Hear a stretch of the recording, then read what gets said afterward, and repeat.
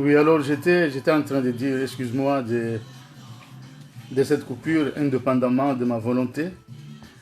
J'étais en train de parler justement de Matthieu chapitre 16, verset 26, qui nous dit: que servira-t-il à un homme de perdre le monde entier, de gagner le monde entier et de perdre son âme? Et nous sommes en train actuellement, d'ailleurs chaque fois, tous les jours, de nous occuper de beaucoup de choses à la fois. Mais si nous voyons par rapport à cette phrase qu'a lancée mon bien-aimé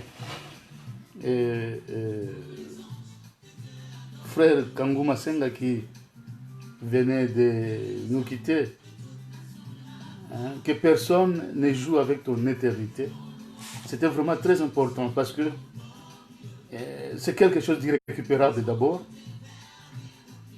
C'est quelque chose lorsque tu le perds, lorsque tu la perds, n'est-ce pas? Une chose, il n'y a pas moyen de la récupérer. Il y a une fois, j'ai donné l'exemple d'un étudiant qui voyageait. Il quittait la ville de Goma, non, de Bukavu, là où il étudiait, pour se rendre à Goma, là où ses parents habitaient. Et il était allé justement prendre son diplôme après ses études. Il a eu son diplôme d'État. Et dans la barque où ils étaient, sur le lac Kivu, il y avait le vent qui soufflait. Et comme ils étaient à un endroit justement du bateau où le ciel était ouvert, comme un véranda, hein, vous pouvez vous imaginer. Alors une femme lui a demandé de lui montrer le diplôme. Il a dit: il n'y a pas de problème. Lorsqu'il a sorti son diplôme dans le sac à main où il était, le vent est venu, le vent a soufflé, et le diplôme lui a été arraché de ses mains, et le diplôme s'est retrouvé justement sur le lac, dans l'eau. Le garçon n'a pas raisonné deux fois. À la seconde près, il a plongé pour justement aller récupérer son diplôme. Et lui et le diplôme, ils étaient partis. Le garçon va se retrouver justement mort. Et la profondeur du lac à cet endroit-là était telle que les gens qui étaient dans ce lac, dans cette barque, ne pouvaient pas justement vraiment l'aider. Et comme nous disons, il y a eu mort d'homme. Nous perdons notre vie inutilement. Moi qui vous parle, j'ai eu à expérimenter, n'est-ce pas, beaucoup de choses dans ma vie, au point que j'ai compris que nous sommes pour un petit temps ici sur la terre. Et nous devons faire attention parce que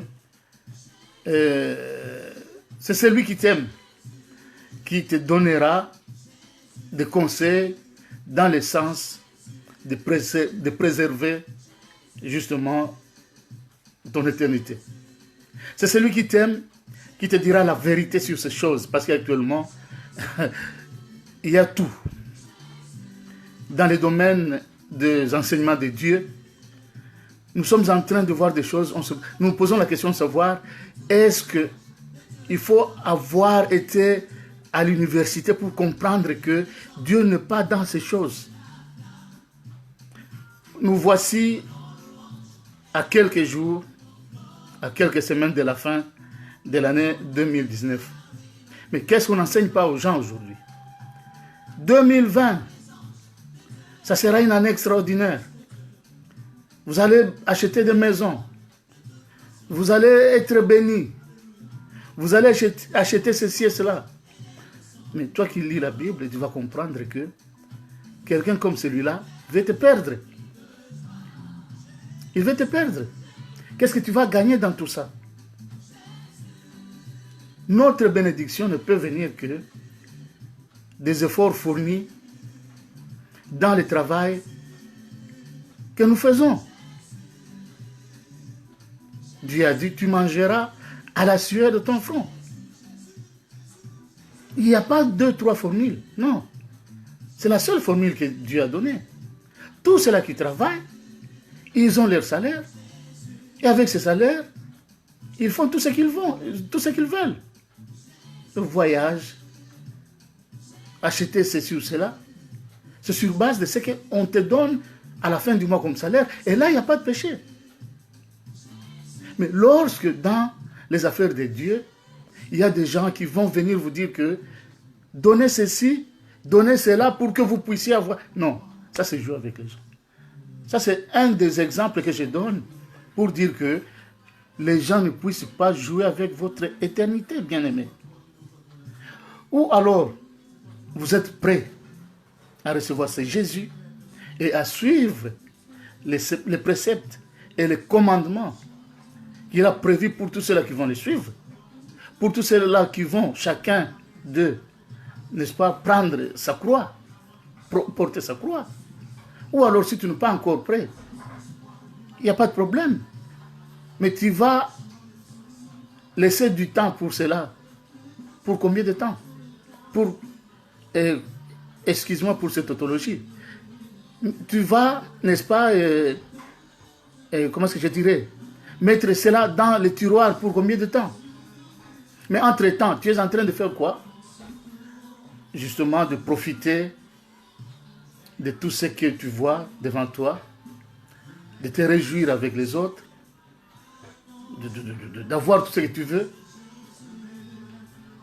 Mais même un bébé à la maternité quitte ce monde. A fortiori toi, a fortiori moi. Surtout nous qui nous donnons justement à ce travail d'enseigner les gens, d'enseigner les bien-aimés, et parmi lesquels plusieurs sont fatigués d'ailleurs aujourd'hui. Jacques chapitre 3 au premier verset nous dit que nous ne puissions pas être nombreux à enseigner parce que c'est nous qui allons être sévèrement punis. Je dis bonsoir à Aimé Condé qui nous suit, à Charlie Milady, à Jean-Luc Kassigwa, à Jean-Luc Kassigwa et à tous ceux-là qui sont en train de nous suivre. Je disais que c'est un essai. D'ailleurs, c'est la première fois que je puisse faire Facebook Live. Normalement, lorsque j'ai enseigné sur Internet, c'était sur YouTube et les gens me suivaient en différé. Si ça va vous plaire, il faudra laisser un commentaire, comme ça on va voir comment évoluer ensemble. J'aimerais en tout cas chaque semaine faire au moins une émission ou quelques exhortations de 30 minutes 2 ou 3 fois par semaine. Alors je disais qu'aujourd'hui j'ai raisonné, j'ai réfléchi sur Matthieu chapitre 16 verset 26 et qu'il est très important que nous puissions penser sur notre vie éternelle. Merci beaucoup. Je vais continuer après. Alors, yes.